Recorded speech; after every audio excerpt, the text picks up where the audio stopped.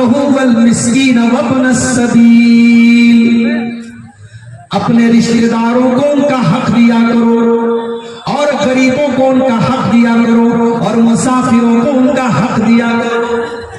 पहले रिश्तेदार का जिक्र किया। भाई साहब, आप बड़े दान पुण्य करने वाले हैं, मदरसे में आपने 1 लाख रुपया चंदा दे दिया, आपका सगा भाई बीमारी में मुब्तला हो गया, कैंसर जैसी बीमारी में मुब्तला हो गया, हॉस्पिटल में लाखों का खर्च है, बैंक से लोन लेकर के वो बेचारा इलाज करवा रहा है और आपको अल्लाह ने करोड़ों नवाजा है, आप अपने भाई की मदद नहीं कर पाए। ऐसी दौलत किसकी? आपने मदरसों में, मस्जिदों में और गरीबों को बहुत दिया। अगर आपका अपना रिश्तेदार, आपका भाई, आपका भतीजा, आपका कोई करीबी रिश्तेदार है और वो अगर जरूरतमंद है तो वो सबसे ज्यादा हकदार है आपकी ज़कात का, आपके सदका खैरात का, आपके दान का। अल्लाह के नबी फरमाते हैं, अस्सदक़तु अला ज़िर्रहिम सिल्तान सदक़तुन व सिलतुन। अगर अपने रिश्तेदार को ज़कात दोगे, अपने रिश्तेदार को सदका दोगे तो डबल सवाब मिलेगा, ज़कात का भी सवाब मिलेगा, सदका का भी सवाब मिलेगा और रिश्तेदार के साथ रिश्ता जोड़ने का भी सवाब मिलेगा। आपके माल में रिश्तेदार का भी हक है मेरे पास। इसलिए जब मदद करो तो रिश्तेदारों को खास तौर से तरजीह दो कि आपके रिश्तेदारों में कौन जरूरत है। उसके बाद फरमाया वल मसाकीन, और गरीबों की मदद करो, वब्न सबील, और जो मुसाफिर बन करके तुम्हारे घर पे आया है, मेहमान बन के घर पे आया है, उस मेहमान की इज्जत करो, उस मुसाफिर को अगर मदद की जरूरत है उसकी मदद करो। यहां तक कि अगर कोई मुसाफिर आया है, जरूरतमंद है, तो आप ज़कात की रकम में से भी उसकी मदद कर सकते हैं। अल्लाह ने ज़कात के फंड्स में से भी मुसाफिर का जिक्र किया है। अगर कोई मुसाफिर है, सफर में बेचारा लुट गया, पिट गया, तो उसकी मदद आप ज़कात की रकम से भी दे सकते हैं। तो ये तीसरा हुक्म अल्लाह ने दिया कि रिश्तेदार को दो, गरीबों को दो और मिस्कीनों को।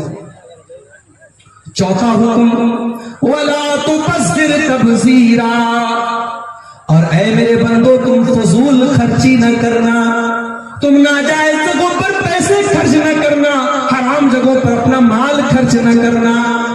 यहां अल्लाह ने क्या लफ्ज़ इस्तेमाल किया? तब्ज़ीर। आप लोग खेती करने वाले किसान लोग हैं, आप अच्छे तरीके से समझेंगे इसको।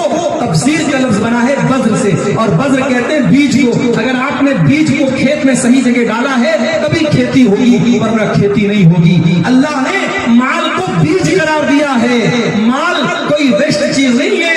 आप अपने माल को बर्बाद नहीं कर सकते, माल को सही जगह इस्तेमाल करो। इसीलिए उलमा कहते हैं कि अगर आप फजूल खर्ची करते हैं, मिसाल के तौर पर आपकी ताकत 1000 रुपए का कपड़ा पहनने की है, लेकिन आप 2000 का कपड़ा पहन रहे हैं, आपकी ताकत 1000 रुपए का खाना खाने की है, लेकिन आप 2000 का खाना खा रहे हैं, तो ये फजूल खर्ची है, ये इसराफ है। लेकिन हराम जगह पर 1 पैसा भी खर्च करना ये तब्ज़ीर है, और यहाँ अल्लाह ने तब्ज़ीर करने से मना किया। फरमाया वला तुबज़्ज़िर तब्ज़ीरा, नाजायज जगहों पर, हराम जगहों पर अपना माल खर्च न करना। इन्नल मुबज़्ज़िरीना कानू इख़वान अश-शयातीन व काना अश-शैतानु लिरब्बिही कफूरा। फजूल खर्ची करने वाले, हराम जगह पर पैसा खर्च करने वाले, शराब पर पैसा लुटाने वाले, ज़िना पर पैसा लुटाने वाले, लड़कियों पर नाजायज पैसा खर्च करने वाले, हराम जगहों पर पैसा खर्च करने वाले, वो शैतान के भाई। आज होता है किसी लड़की से ताल्लुक कायम हुआ, अब वो लड़की से कह रही मेरे मोबाइल का रिचार्ज कर दो, फट से रिचार्ज कर। घर में छोटा भाई, छोटी बहन, उसके मोबाइल का रिचार्ज खत्म हो गया, वो 10 बार कह चुका है ये रिचार्ज नहीं करता है, और वो लड़की जिससे ताल्लुक कायम है उसने 1 बार का इसने फट से रिचार्ज कर दिया। क्यों? क्योंकि यहाँ गलत ताल्लुक है या नाजायज ताल्लुक है। हराम जगह पर 1 पैसा भी खर्च करना ये तब्ज़ीर है, और अल्लाह ने कहा कि तब्ज़ीर करने वाले शैतान है। ये माल हमारा नहीं है मेरे भाई, ये माल अल्लाह का, हमें इस्तेमाल करने के लिए मिला है। ये माल हमारी प्रॉपर्टी नहीं है, ये अल्लाह की प्रॉपर्टी है। ये माल अल्लाह ने हमें इस्तेमाल करने के लिए दिया है। इसीलिए क़यामत के दिन 5 सवालों का जवाब दिए बगैर हम कामयाब नहीं हो सकते। उन 5 सवालों में ये सवाल भी किया जाएगा, वअन मालिही मिन ऐन इक्तसबहू व फीमा अनफ़क़हू, तूने माल कहां से कमाया था और कहां खर्च किया था। کہاں سے کمایا, آپ کا سورس آف انکم کیا تھا, اور آپ نے کہاں خرچ کیا, آپ کو اس کا بھی حساب دینا ہے. مال آپ یہ سمجھ کر کے خرچ نہ کریں ہم آزاد ہیں, جہاں چاہے وہاں خرچ کر سکتے ہیں. مال کے خرچ کا بھی حساب آپ کو اللہ کرے. 4 چیزیں ہو گئی. اب اس کے بعد 5ویں چیز, آپ کے گھر پہ کوئی آیا, مدرسے کے لیے آیا, مسجد کے لیے آیا, کوئی غریب آیا, کوئی سائل آیا, کوئی یتیم آیا. ابھی آپ کے پاس پیسہ نہیں ہے, ابھی آپ کا ہاتھ ٹائٹ بنا ہوا ہے, آپ پریشان ہیں, آپ کے پاس ابھی اس غریب کی مدد کرنے کے لائق پیسہ نہیں ہے. اب آپ کیا کریں گے؟ کیا آپ اس غریب کے ساتھ بدتمیزی کریں گے؟ کیا اس کو دھکا دے کر کے نکال دیں گے؟ جیسے ممبئی وغیرہ میں اور بڑے بڑے شہروں میں ہوتا ہے, ہمارے جو مدرسے کے چندہ لینے والے بیچارے مولوی حضرات جاتے ہیں, کبھی وہ منظر آپ جا کر کے دیکھیے تو آپ کو محسوس ہو جائے. جس طریقے سے فقیروں کی لائن لگی رہتی ہے, بھیک مانگنے والوں کی لائن لگی رہتی ہے, مدرسے کے یہ فقیر حضرات یہ اپنا جھولا لے کر کے اور رسید لے کر کے لائن لگا کر کے کھڑے رہتے ہیں, اور وہ زکات اس طریقے سے دی جاتی ہے جیسے بھیک بانٹی جا رہی ہے. یاد رکھو میرے بھائی, آپ زکات دے رہے ہیں, کوئی احسان نہیں کر رہے ہیں. آپ کو اگر اللہ نے 1 لاکھ کا مالک بنایا ہے, 1 لاکھ میں 2,500 روپیہ آپ کو زکات دینا ہے.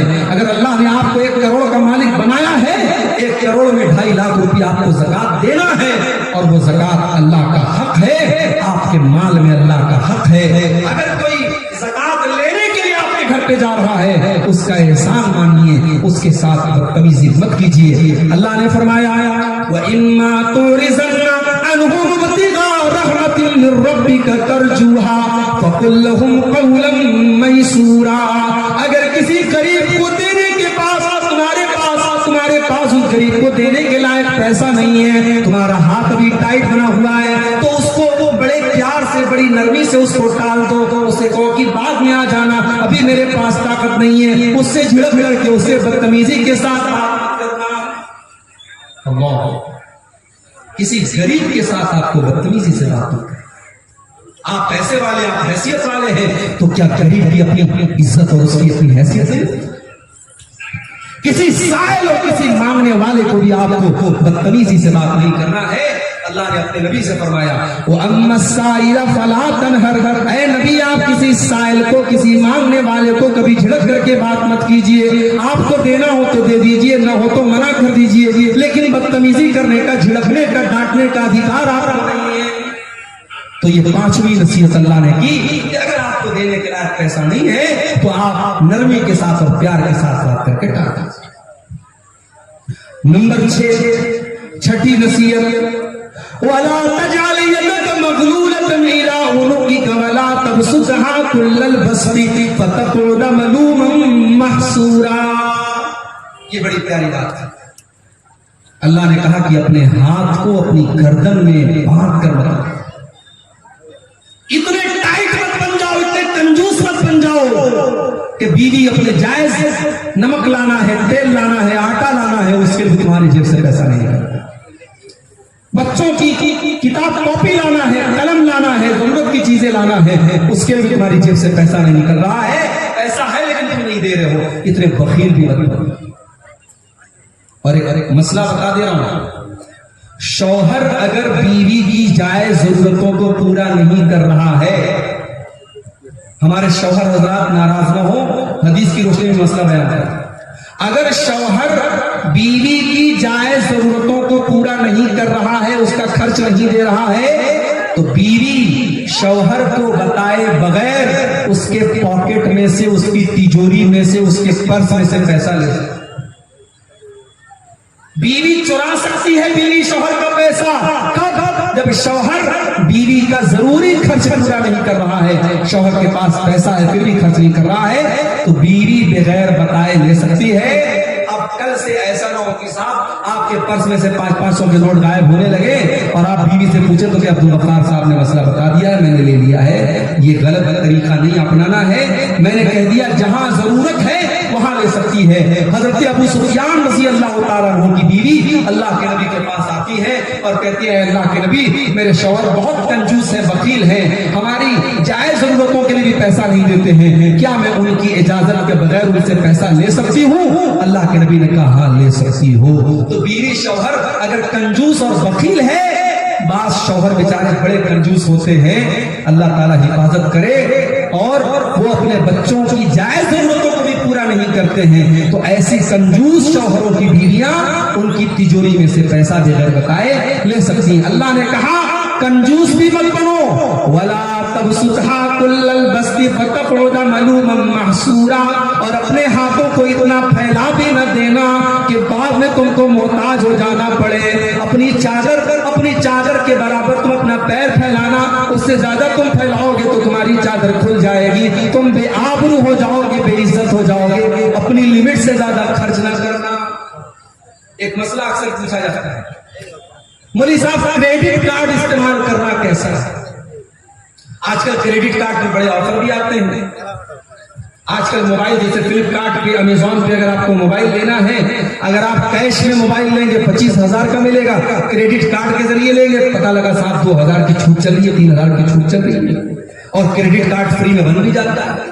بن تو جاتا ہے فری میں, اور کچھ کریڈٹ کارڈ ایسے بھی ہوتے ہیں کہ اس میں کوئی انٹرسٹ بھی نہیں لگتا ہے. چلو وہاں تک تو ٹھیک ہے, مگر ہوتا کیا ہے, اب کریڈٹ کارڈ آپ کو مل گیا, کریڈٹ کارڈ پہ آپ کو لمٹ مل گئی 1,00,000 روپے کی.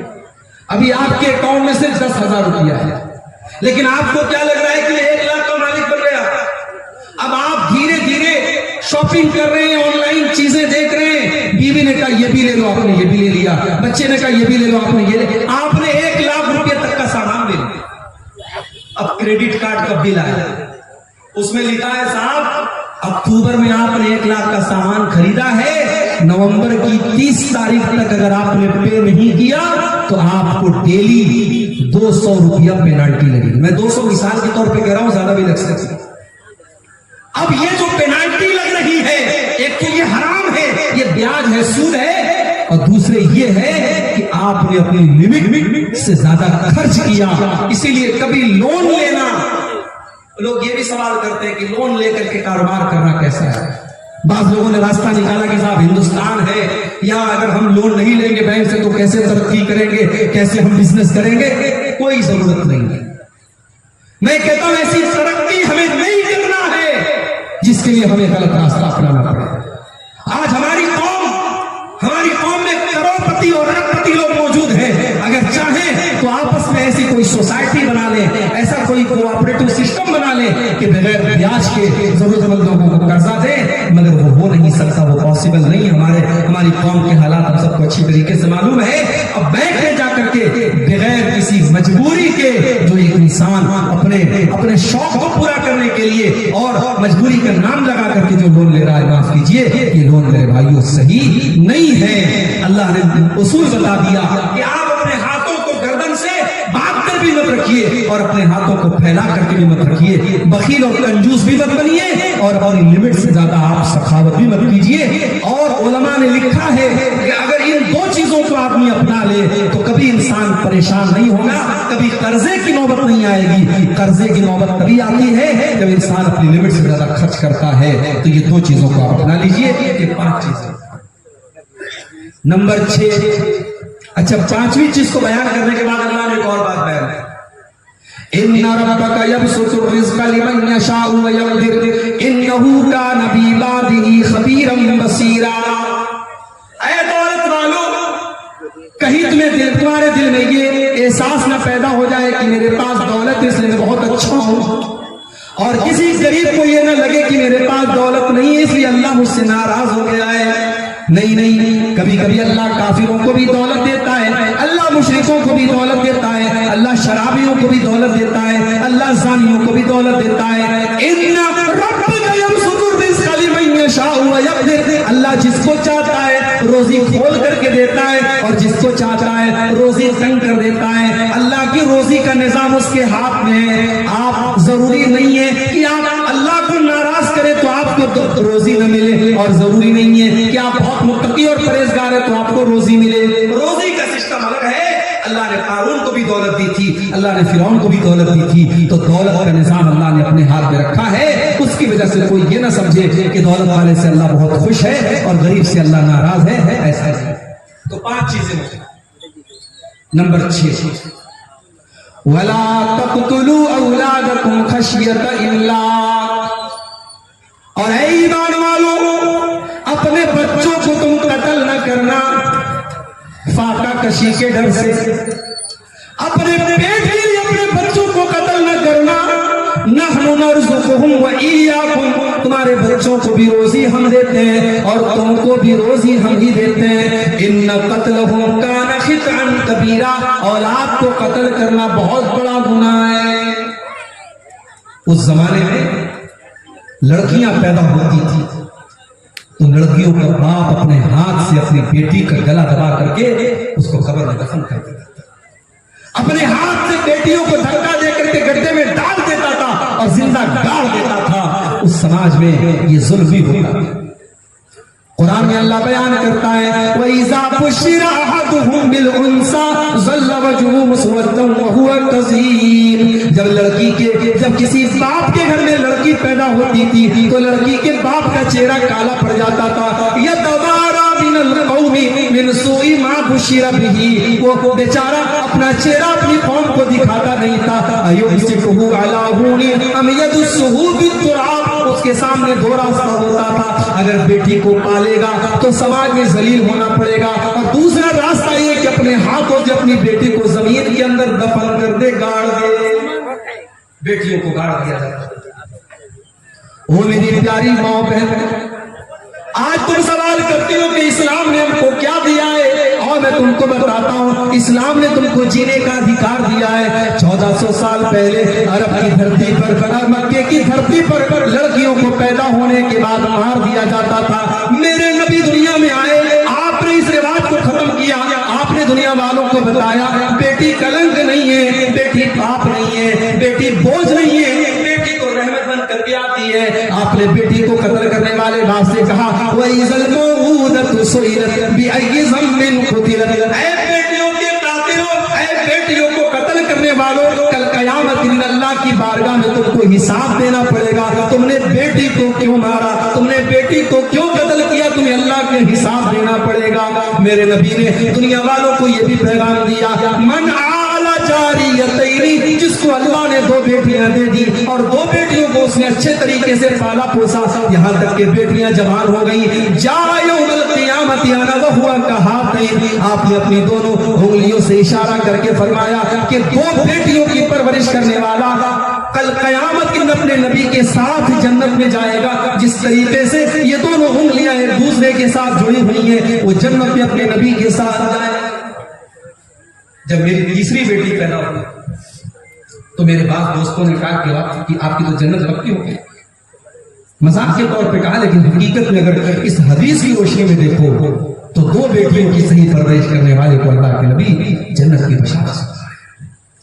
مگر آج کیا ہو رہا ہے, 2023 چل رہا ہے, ہمارا بھارت چاند پر پہنچ گیا ہے, چندرما کے اوپر ہمارا نام, بھارت کا نام پہنچ گیا. مگر آج 2023 میں بھی بھارت کے اندر سرکار کو اسکیم نکالنی پڑتی ہے بیٹی پڑھاؤ بیٹی بچاؤ. بیٹی بچاؤ کا نعرہ کیوں لگانا پڑتا ہے, کبھی آپ نے غور کیا؟ کیونکہ ہر سال ہمارے بھارت دیش میں ہزاروں نہیں لاکھوں کی تعداد میں بیٹیاں اپنی ماں کے پیٹ میں ایبارشن کے ذریعے مار دی جاتی. ڈاکٹروں کے یہاں لکھا ہوا دیکھا ہوگا آپ نے, ہمارے یہاں لنگ کی جانچ کرنا اپرادھ ہے. ہمارے یہاں یعنی ماں کے پیٹ میں لڑکا ہے کہ لڑکی, ہمارے یہاں جانچ نہیں ہوتی ہے, لکھا ہوتا ہے. مگر ٹیبل کے نیچے ڈاکٹر لوگ بھی سیٹنگ کر لیتے ہیں, الٹرا ساؤنڈ ہوتا ہے, پتا چلا لڑکی پیدا ہونے والی ہے. بیوی سے کہتا ہے نہیں, 4 بیٹیاں میرے پاس آلریڈی موجود ہیں, ان کی کیسے شادی کروں گا, ان کے جہیز کا انتظام کیسے کروں گا, مجھے نہیں چاہیے لڑکی. اور ڈاکٹر سے کہتا ہے اس کا ایبارشن کر دو, اور ماں کے پیٹ میں وہ لڑکی مار دی جاتی ہے. اور बेदर्दी और बेरहमी इस कदर होती है मेरे भाइयों, अगर आप एबॉर्शन का वीडियो जाकर के यूट्यूब पर देख लें तो शायद आपकी आंखों से आंसू आ जाए। उस गरीब बच्ची को, उस मासूम बच्ची को, उसका क्या कसूर था मेरे भाई, उसको बोटी बोटी बनाकर और कीमा कीमा बनाकर उसको माँ के पेट में मार दिया जाता है। मैं तो कहता हूँ आज का इंसान 1400 साल पहले दौरे जाहिलियत के इंसान कभी गिरा हुआ इंसान है। कम से कम उस दौर का इंसान अपनी बेटी को पैदा होने देता था, बेटी को दुनिया की शक्ल देखने देता था। आज का इंसान इतना जालिम है, अपनी बेटी को पैदा भी होने नहीं देता। बेटी पैदा होती ही, बेटी के पैदा होने के पहले ही माँ के पेट में बेटी को काट काट के उसके टुकड़े टुकड़े करके मार दिया जाता है। मेरे भाइयों, अल्लाह कह रहा है खबरदार अपनी औलाद को कत्ल। और एक बात और कहूंगा, शेरशाबादी कौम में तालीम की बड़ी कमी है। ठीक है, आपके यहाँ बहुत माशाअल्लाह डॉक्टर भी हुए, इंजीनियर भी हुए, आप ही की बरादरी के एक आलिम मदीना मुनव्वरा में उन्होंने दर्स भी दिया, डॉक्टर अमानुल्लाह मदनी, ये सारी चीजें उपलब्धि है हमारे पास। मगर आज ओवरऑल अगर आप बात करें हमारी इस बरादरी में आज तालीम की बड़ी कमी है। बेटा जहां कुछ करने के काबिल हुआ 14-15 साल का, बाप ने जल्दी से काम पे लगाया। बेटा पढ़ने में तेज था, उसके अंदर टैलेंट कूट कूट करके भरा था, वो डॉक्टर बन सकता था, वो इंजीनियर बन सकता था, वो वकील बन सकता था। मगर बाप ने ये सोचा नहीं, बेटा बड़ा हो गया, अब कमा के लाए, पहले हमें कुछ आसानी आ जाए। बाप ने बेटे की पढ़ाई छुड़ा दी और बेटे को अपने साथ काम पे लगा दिया। माफ करना मेरे भाइयों, औलाद को कत्ल करने का मतलब यही नहीं है कि उसके गले पे छुरी चला दी जाए। औलाद को कत्ल करने का मतलब ये भी है कि उसको पढ़ाई और एजुकेशन और शिक्षा के अधिकार से महरूम कर दिया जाए। अगर आपका बच्चा और आपकी बच्ची पढ़ाई में तेज है और पढ़ने में वो इंटरेस्ट रखता है और आप अपने फायदे के लिए उसकी पढ़ाई छुड़ा रहे हैं, तो ये भी औलाद को कत्ल करना है। और इस मामले में हमसे बहुत बेहतर हमारे गैर मुस्लिम भाई हैं। कलकत्ता में टैक्सी में बैठा था और टैक्सी का ड्राइवर गैर मुस्लिम था। मैंने जब उससे पूछताछ की तुम्हारे कितने बच्चे हैं, बच्चियां हैं, तो उसने कहा मौलवी साहब मेरी 2 लड़कियां हैं, एक लड़का है। मैंने कहा क्या करते हैं वो? का लड़का अभी MBA कर रहा है, लड़कियां जो है डॉक्टरी पढ़ रही हैं। मैंने कहा तुम टैक्सी चलाते हो, किस तरीके से तुम मैनेज करते हो? कहा मौलवी साहब मैं टैक्सी चला रहा हूँ, मैं नहीं चाहता मेरा बेटा और मेरी बेटी जो है वो भी गरीब और मजलूम बन करके रहे। मैं पढ़ा रहा हूँ, मैं रूखी सूखी खा रहा हूँ और किराए के मकान पे दे रहा हूँ और कलकत्ता के अंदर मैं टैक्सी चला रहा हूँ, मगर मेरे बच्चों को मैं हायर एजुकेशन दे रहा हूँ, मैं उनको आला तालीम दे रहा हूँ। ये सोच एक गैर मुस्लिम की है, ये सोच हमारी कब बनेगी? मेरे भाइयों, आज मुसलमान के इलाकों में चले जाओ, आपको बेहतरीन खाने पीने की दुकानें मिलेगी, बेहतरीन होटल मिलेगा। मुसलमानों के इलाके होटलों से पहचाने जाते हैं, अच्छे पकवान से पहचाने जाते हैं। मुसलमानों के इलाकों में गोश्त की दुकानें नजर आती है तो समझ में आ जाता है ये मुसलमानों का इलाका है। गैर मुस्लिमों के इलाके में चले जाओ, एक से एक स्कूल आपको मिल जाएंगे, एक से एक कॉलेज मिल जाएगा, एक से एक तालीमी इदारे मिल जाएंगे। हमारी कौम तालीम में बहुत पीछे है। मेरे भाइयों, अल्लाह कह रहा है अपनी औलाद को कत्ल मत करो, औलाद को तालीम से महरूम करना ये भी आज के दौर में कत्ल से कम नहीं है। इसलिए अपने बच्चों को पढ़ाओ। हमारे नबी के ऊपर कुरान की पहली जो वही नाज़िल हुई थी, इक़रा बिस्मि रब्बिकल लज़ी खलक़, उसमें पढ़ने का हुक्म दिया गया था। मैं नहीं कहता जरूरी नहीं आप स्कूल में पढ़ाओ, मदरसे में पढ़ाओ, कहीं पर भी पढ़ाओ, लेकिन बच्चों को पढ़ाओ, उनकी तालीम आप अपने फायदे के लिए करें। 6 चीजें हो गई।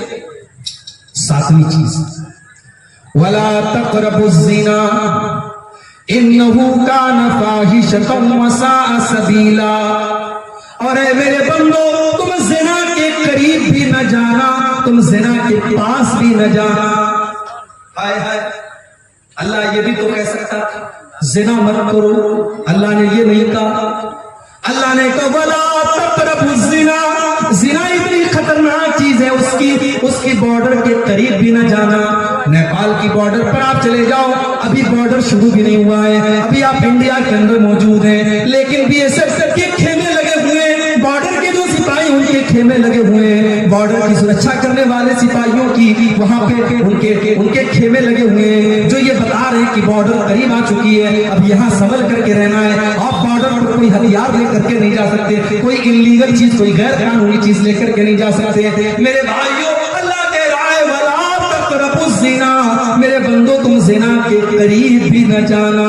لڑکی بن سنور کر کے گھر سے نکل رہی ہے, لپسٹک لگا کر, پاؤڈر لگا کر, سج دھج کر کے, سنور کر کے نکل رہی ہے, اپنے جسم کی نمائش کر کے نکل رہی ہے. میرے بھائیوں, کیا وہ زنا کی دعوت نہیں دے رہی ہے؟ کیا وہ دنیا والوں کو یہ آمنترن نہیں دے رہی ہے, یہ دعوت نہیں دے رہی ہے؟ او لوگوں, دیکھو میں کتنی خوبصورت ہوں, میرے حسن کا دیدار کرو, میرے جسم کا دیدار کرو, میرے شریر کو دیکھو. وہ زنا کی دعوت دے رہی ہے. اللہ کہہ رہا ہے وَلَا تَقْرَبُوا الزِّنَا, اے مسلمانوں تم زنا کے قریب بھی نہ جاؤ. مسلمان لڑکی جب گھر سے نکلے تو اللہ کے نبی فرماتے ہیں وہ خوشبو لگا کر کے نہ نکلے, وہ خوشبو لگا کر کے بھی نہ نکلے. اگر مسجد میں جانا ہے, نماز پڑھنے جانا ہے, تو نماز پڑھنے کے لیے وہ خوشبو لگا کر کے نہیں جا سکتی. میری پیاری ماں بہنوں, آپ جلسے میں آ رہی ہیں, آپ تقریر سننے کے لیے جا رہی ہیں, رات رات بھر آپ تقریر سنیں گی, قرآن و حدیث کی باتیں سنیں گی. آپ جوان لڑکی, آپ کی 18-22 سال کی, 20 سال کی لڑکی, وہ سچ کر کے, سور کر کے, وہ دنیا بھر کا میکپ کر کے, وہ خوشبو میں اپنے آپ کو بسا کر کے اپنے گھر سے نکل رہی ہے. یہ کہاں سے جائز ہو گیا؟ یہ بھی ناجائز ہے میرے بھائیوں, یہ بھی زنا کی دعوت دینا ہے. اور آج آپ کے سیمانچل کی بہت ساری لڑکیاں آج انسٹاگرام پر ان کے فالوور لاکھوں کی تعداد میں لڑکی مسلمان ہیں, کشن گنج کی رہنے والی ہے, پورنیہ کی رہنے والی ہے, ارریہ کی رہنے والی ہے, مسلمان لڑکی ہے. وہ اپنے ریلز ڈالتی ہے, اپنی تصویریں ڈالتی ہے, اپنے ویڈیوز ڈالتی ہے, دنیا والے اس کے اوپر کمنٹ کرتے ہیں ماشاءاللہ ویری کیوٹ, ویری بیوٹیفل, اس کی تعریفیں ہو رہی ہیں. اے مسلمان لڑکی, کیا تم نے اپنے رب کا قرآن نہیں پڑھا؟ تیرے رب کا قرآن کہتا ہے وَلَا يُبْدِينَ زِينَتَهُنَّ, اے مسلمان عورت تجھے اپنی زینت کو ظاہر نہیں کرنا ہے. تو سر سے پیر تک زینت ہے, تجھے اپنا چہرہ بھی دنیا والوں کے سامنے نہیں دکھانا ہے. تیرے جب تم پاؤں چلے, جب تو زمین پر چلے تو تیرے پائر کی جھنکار بھی غیر مردوں تک نہیں جانی چاہیے. قرآن کہتا ہے وَلَا يَضْرِبْنَ بِأَرْجُلِهِنَّ, اے مسلمان عورتوں جب تم چلا کرو تو اپنے پاؤں کو زمین پہ زور زور سے مار کر کے نہ چلا کرو. تمہارے پائر کی جھنکار بھی غیر مردوں کے کانوں تک نہیں جانی چاہیے. زنا کے قریب نہیں جانا. گھر میں جوائنٹ فیملی سسٹم ہے, دیور بھی اسی گھر میں رہتا ہے, بھابھی بھی اسی گھر میں رہتی ہے. بھابھی کچن میں کام کر رہی ہے, دیور جا کے ہنسی مذاق کر رہا ہے, بھابھی کو ٹچ کر رہا ہے, بھابھی کو چھو رہا ہے, بھابھی سے ولگر باتیں کر رہا ہے, بھابھی کو بھی کوئی فرق نہیں پڑ رہا ہے. بھابھی دیور کے سامنے جیسے تیسے بیٹھی ہوئی ہے, جیسے تیسے اپنے کپڑے کو سنبھال بھی نہیں رہی ہے. کیا یہ زنا کی دعوت دینا نہیں ہے؟ میرے بھائیوں, اللہ کے نبی فرماتے ہیں ایاکم الدخول علی النساء, جو عورتیں تمہارے لیے غیر محرم ہے, غیر محرم عورتوں سے اکیلے میں نہ ملا کرو, تنہائی میں نہ ملا کرو. دیور اپنی بھابھی سے اکیلے میں نہ ملے, جیجا اپنی سالی سے اکیلے میں نہ ملے, تنہائی میں نہ ملے. کیوں؟ صحابہ نے پوچھا اللہ کے نبی, کیا دیور اپنی بھابھی سے بھی نہیں مل سکتا؟ کیا جیجا اپنی سالی سے بھی نہیں مل سکتا؟ آپ نے فرمایا الحمد الموت, دیور اپنی بھابھی کے لیے موت کے سامان ہے, جیجا اپنی سالی کے لیے موت کے سامان ہے. آج کتنے رشتوں میں, آج جیجا سالی کے درمیان اویدھ سمبند چل رہے ہیں, کتنے گھروں میں بھابھی اور دیور کے بیچ میں ناجائز تعلقات نپ رہے ہیں. میرے بھائیوں, قرآن کہہ رہا ہے وَلَا تَقْرَبُوا الزِّنَا, تم زنا کے قریب بھی نہ جانا. یہ تو دیور تو غیر محرم ہے.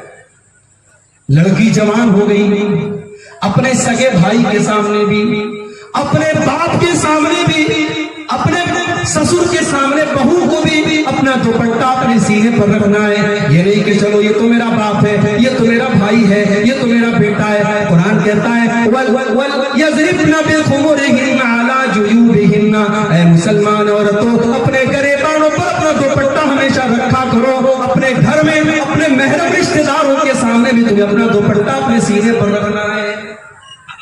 لڑکی کالج جا رہی ہے, ٹھیک ہے, کالج میں پڑھانے والا ٹیچر مرد ہے, جینٹس ہے, وہاں اس سے ٹیچر سے بات کرنا ہے.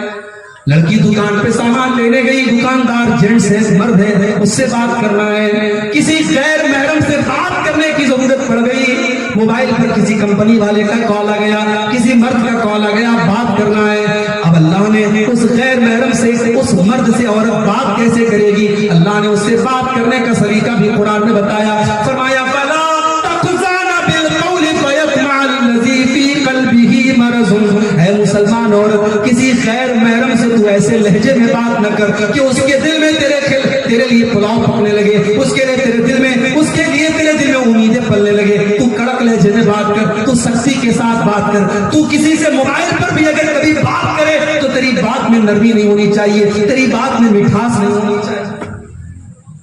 سوشل میڈیا کا زمانہ ہے, لڑکیوں کی آئی ڈی ہے فیس بک کے اوپر, انسٹاگرام کے اوپر. انسٹاگرام کی چیٹنگ میں آ کر کے لڑکا کہتا ہے السلام علیکم میری بہن, یہ کہتی ہے وعلیکم السلام میرے بھائی. کبھی اپنے سگے بھائی سے اتنے پیار سے بات نہیں کی جتنی یہ انسٹاگرام والے بھائی سے بات کرتی. 2-4 دن تک وہ بھائی رہتا ہے, پھر وہ کہتا ہے تمہاری آواز سننے کا من کر رہا ہے. یہ ادھر سے وائس آواز بھیجتی, اپنی آواز میں کچھ بول کر کے بھیجتی. ماشاءاللہ تمہاری آواز تو بہت خوبصورت ہے, حالانکہ نہایت بیکار آواز ہے, مگر یہاں تو پلاؤ پک رہی ہے عشق اور محبت کی. لڑکی کی تعریف کرتا ہے, لڑکی خوشی کے مارے پھولے نہیں سما رہی ہے, پھر فوٹو بھی بھیج رہی ہے, پھر ویڈیو بھی بھیج رہی ہے, پھر ملاقات کا اپوائنٹمنٹ بھی مل جاتا ہے, لڑکا لڑکی ملاقات بھی کرتے ہیں, اور واٹس ایپ اور فیس بک اور انسٹاگرام کی ایک چیٹنگ ہوٹل کے کسی کمرے میں جا کر کے بند ہوتی ہے. میرے بھائیوں, یہ سوشل میڈیا کا استعمال میں یہ تو نہیں کہتا کہ لڑکیوں کے لیے حرام ہے, مگر میری بہنوں اگر آپ نے ذرا سے بھی اگر کسی کو اپنی انگلی پکڑائی تو کلائی پکڑنے میں دیر نہیں لگے گی.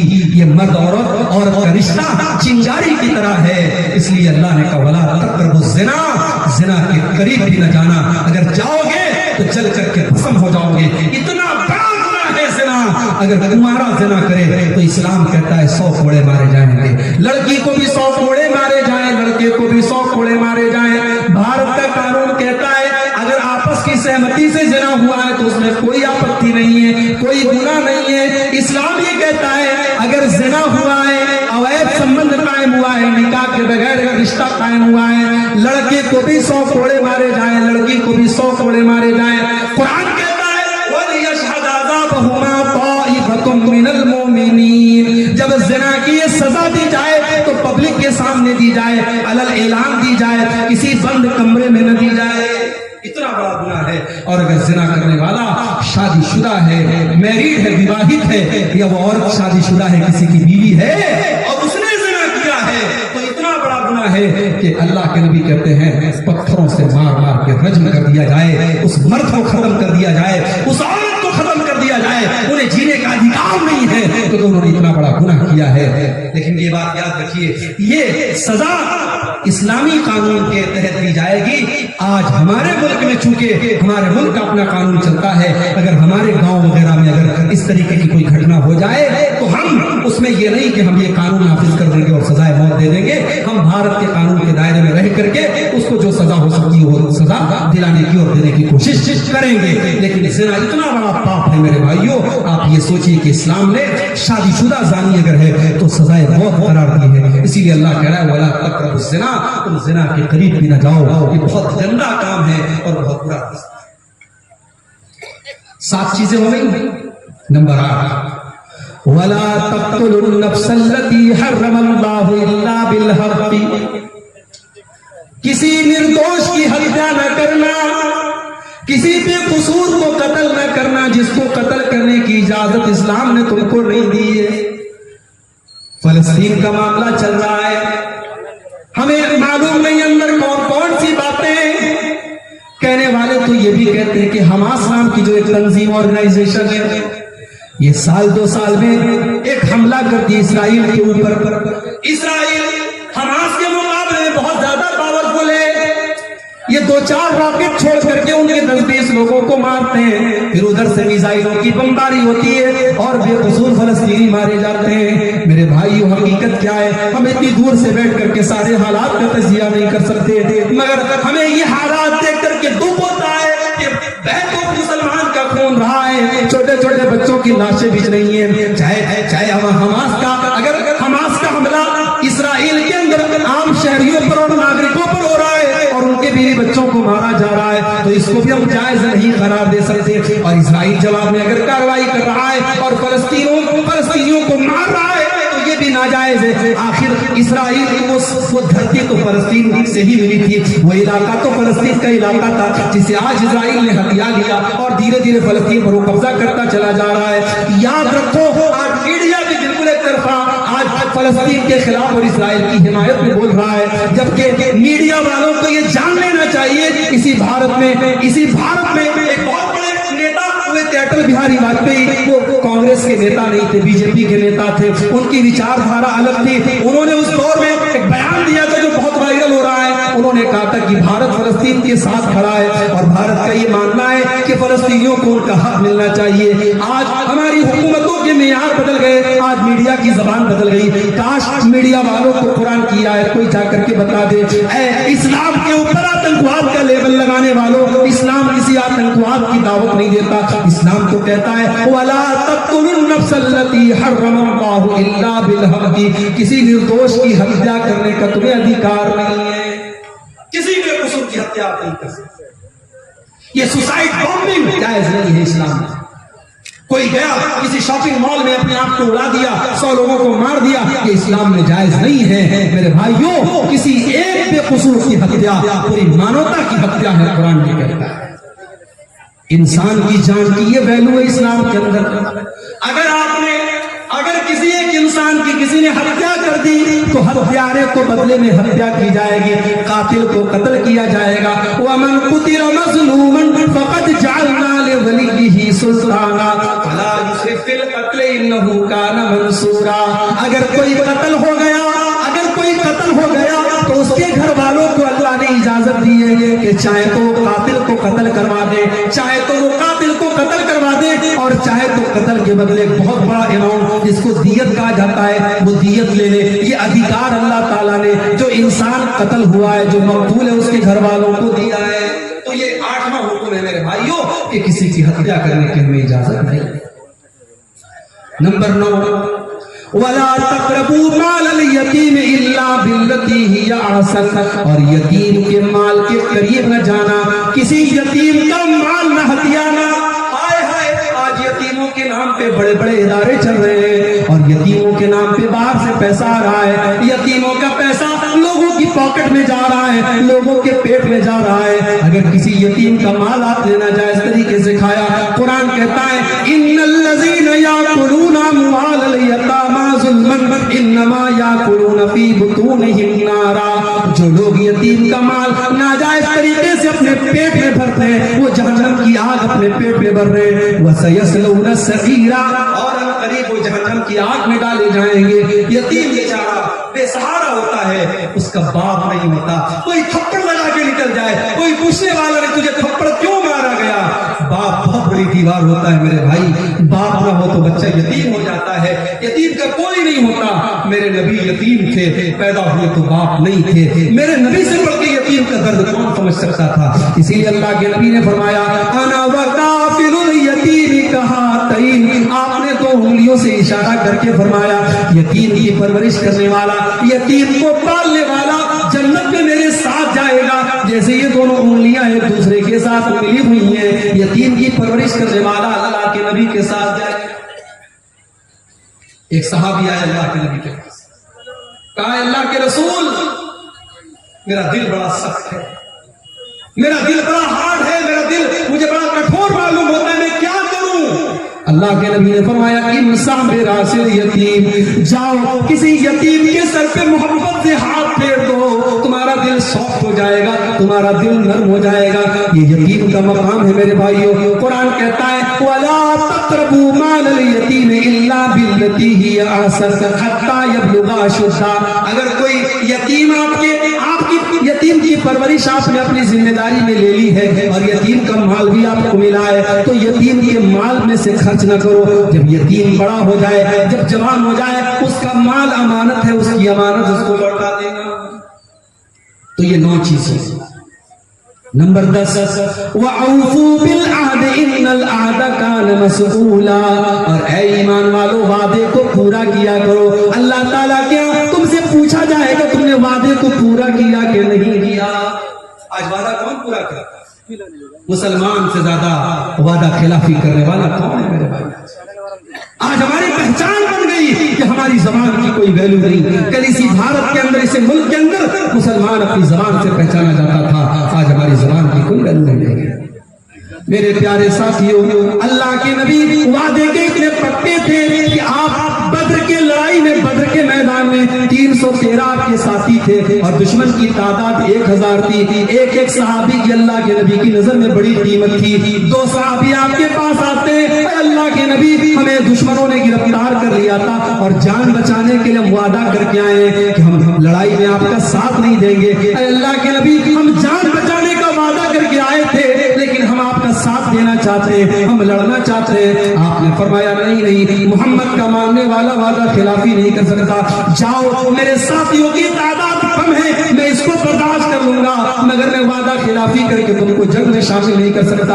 आपने दोनों को वापस कर दिया। ये थी मेरे नबी की। मेरे नबी इस तरीके से अपने वादे को पूरा करते थे।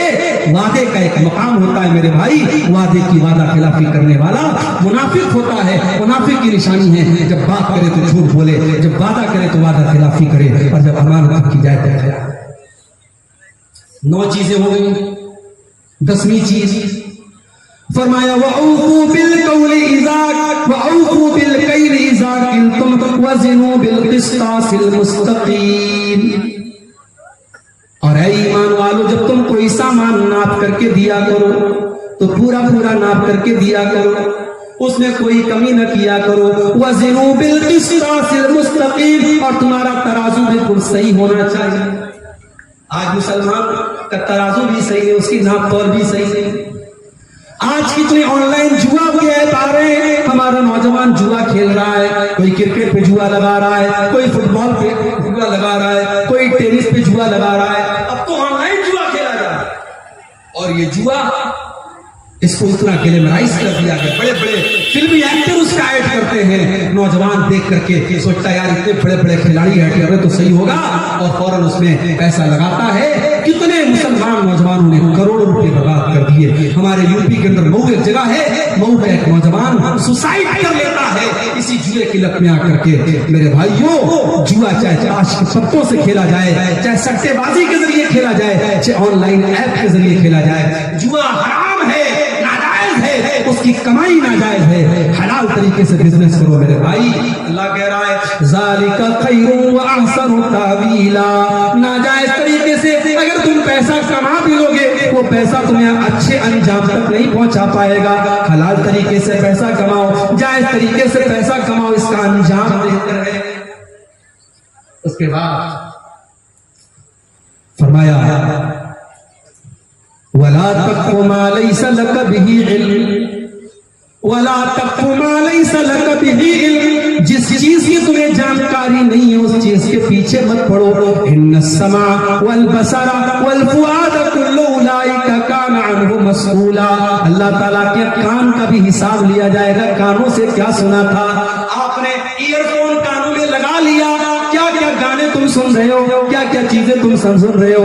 आज तो गाली गलौज भी सुना जा रहा है, आज तो ऐसी ऐसी वेब सीरीज आ गई उसमें गाली गलौज भी दिया जा रहा है, वल्गर बातें भी की जा रही है। तुमने अपने कानों में हेडफोन लगाकर और ईयरबड लगा करके तुमने क्या क्या सुना है, अल्लाह के उसका भी हिसाब देना पड़ेगा। इन्नस्समा वल बसरा, तुमने आंखों से मोबाइल की स्क्रीन पर क्या क्या देखा था। हो सकता है तुमने ब्राउजर की हिस्ट्री से डिलीट कर दिया, हो सकता है तुमने यूट्यूब की हिस्ट्री से डिलीट कर दिया, हो सकता है तुमने फेसबुक के रिकॉर्ड से डिलीट कर दिया। लेकिन तुमने फेसबुक पर क्या क्या देखा, तुमने यूट्यूब पर क्या क्या देखा, तुमने मोबाइल की स्क्रीन के ऊपर क्या क्या देखा, अल्लाह के फरिश्ते सब रिकॉर्ड कर रहे हैं, किरामन कातिबीन सब नोट कर रहे हैं, और अल्लाह के उसका भी हिसाब देना पड़ेगा। वल फुआदा, और तुम्हारे दिल और दिमाग में कौन कौन से गुनाहों की प्लानिंग चली थी, कौन कौन से गुनाहों का तुमने इरादा किया था, कौन कौन से गलत काम करने की तुमने प्लानिंग की थी, अल्लाह के उसका भी हिसाब देना पड़ेगा। इस एक आयत को हम सामने रखें तो शायद मोबाइल का गलत इस्तेमाल करना हमारा नौजवान बनता है। अल्लाह के हिसाब देना पड़ेगा। कहीं ऐसा ना हो कि हमारे मोबाइल का गलत इस्तेमाल हमारी नेकियों को बर्बाद कर दे, हमारी नमाजों को बर्बाद कर दे, हमारे हज उम्रे को बर्बाद कर दे। बड़ा नाजुक दौर है मेरे भाई। 3 साल के बच्चे से लेकर के 70 साल का बूढ़ा आज मोबाइल इस्तेमाल कर रहा है, और वो क्या देख रहा है मोबाइल पर, वो या तो उसका मोबाइल जानता है या उसका रब जानता है, और अल्लाह सब हिसाब लेगा। इन्नस्समा वल बसरा वल फुआद कुल्लु उलाइका काना अन्हु मसऊला। तुम कानों से, आंखों से और दिल से क्या कर रहे हो, सबका हिसाब। नंबर 14 वला तमशी फिल अर्ज़ि मरहा, और जमीन में तुम अकड़ करके न चला करो, जमीन में तुम अहंकार के साथ, गुरूर के साथ और तकब्बुर के साथ न चला करो। इन्नका लन तखरिकल अर्ज़ा, तुम जमीन को फाड़ नहीं सकते, वलन तबलुगल जिबाल तूला, और पहाड़ के ऊपर तुम चढ़ नहीं सकते। तुम तकब्बुर किस बात का करते हो, तुम घमंड किस बात का करते हो? जितना भी पैसा कमा लो, जितना भी नाम कमा लो, हो तो तुम मिट्टी से पैदा हुए, हो तो तुम्हें एक हकीर पानी के कतरे से पैदा मखलूक हो, तुम इंसान हो, तुम्हें तकब्बुर जेब नहीं देता, तुम्हें गुरूर और घमंड सूट नहीं करता, तुम तकब्बुर न करना, अकड़ करके न चलना। अल्लाह को कोई घमंडी पसंद नहीं, कोई तकब्बुर करने वाला पसंद नहीं है। ये 14 बातें अल्लाह ने बयान की, और 14 बातें बयान करने के बाद अल्लाह ने फरमाया कुल्लु ज़ालिका कान सय्युहु इंद रब्बिका मकरूहा। मेरे बंदो, ये 14 बातें मैंने बयान कर दी हैं, इसमें जो गलत बातें हैं, इसमें जिन बातों से तुमको मना किया गया है, वो अल्लाह ताला को बहुत ज्यादा नापसंद है, उनसे बच करके रहना। ज़ालिका मिम्मा औहा इलैका रब्बुका मिनल हिकमा, ऐ नबी ये हिकमत की बातें हैं जो आपका रब आपको बता रहा है। वला तजअल मअल्लाहि इलाहन आखर, और ऐ नबी 15वीं नसीहत ये है, 15वां हुक्म ये है कि आप अल्लाह के साथ, ऐ कुरान पढ़ने वाले, तो अल्लाह के साथ किसी और को शरीक मत करना। वला तजअल मअल्लाहि इलाहन आखर फतुल्का फी जहन्नम मलूमन मदहूरा, तो अल्लाह के साथ किसी को शरीक न करना, वरना जहन्नम के अंदर डाल दिया जाएगा। पहली नसीहत भी यही थी कि शिर्क मत करना, और 15वीं नसीहत यही है कि शिर्क मत करना। मतलब ये हुआ कि हमारी जिंदगी में भी तौहीद रहनी चाहिए, और मरते दम तक तौहीद रहनी चाहिए। हमारा खात्मा भी तौहीद पर होना चाहिए, सारी जिंदगी हम तौहीद पर रहे, और खात्मे के टाइम अगर हमने शिर्क कर दिया तो हम बर्बाद हो जाएंगे। इसलिए पहली नसीहत ये थी कि अल्लाह के साथ किसी को शरीक मत करना, और 15वीं नसीहत यही है कि अल्लाह के साथ किसी को शरीक मत करना।